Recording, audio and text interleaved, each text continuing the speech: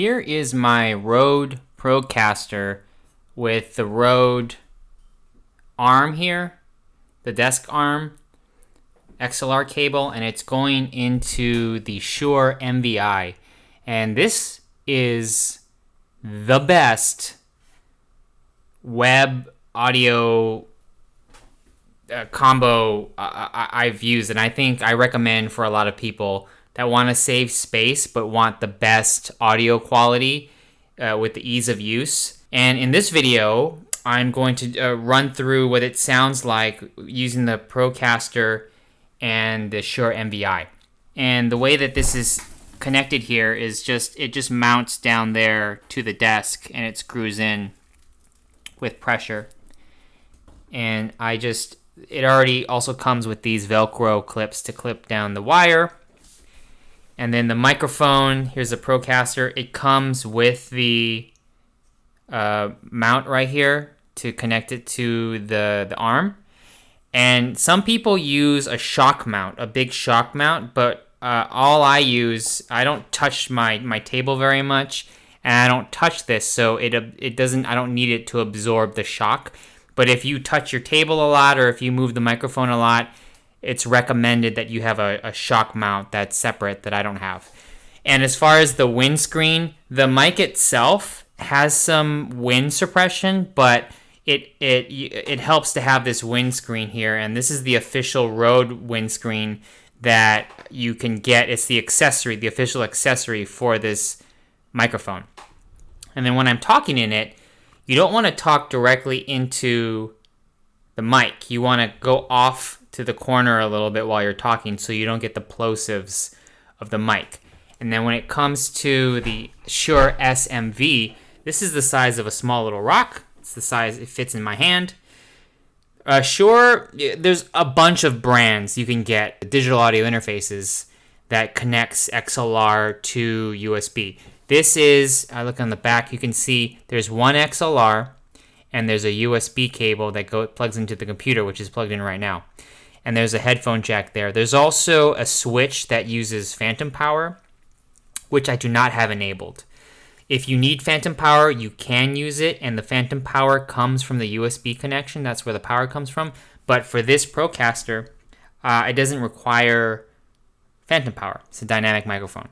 So here, what you do, it's a touch interface.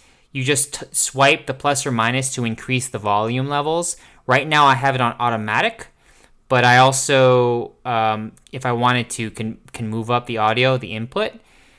This is the mute button. This is a button to control the audio if I was listening to headphones. I generally don't do that. And then there's 4 modes here, or 5 modes rather. And I'm going to test every mode. So I'm going to stop the camera and I'm going to switch over to the audio from the Procaster. Okay, now I'm talking directly into the Procaster. I'll move the microphone right in front of the lens.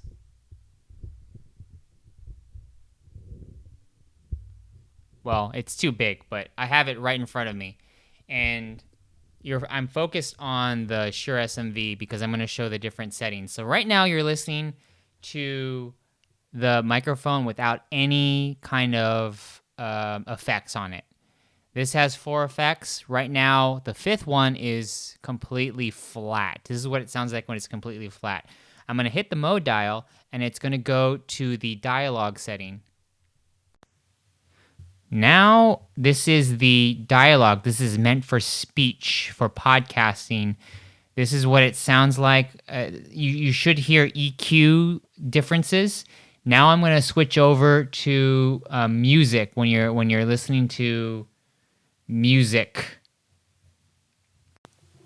There we go. This is what it sounds like when you're listening to outside music. This is same microphone. I haven't changed my distance. Now I'm going to switch over to guitar when you're plugging in a guitar or listening to acoustic. Now this is what it sounds like when you're playing an instrument. This is the instrument setting.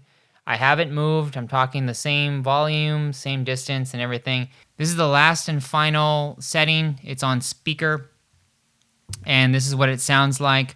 I think the best setting to use for speech is their dialogue setting, but this is what it sounds like when it's on their fourth channel, the speaker. Now I'm going to go back to flat. Now this is what it sounds like when I'm flat.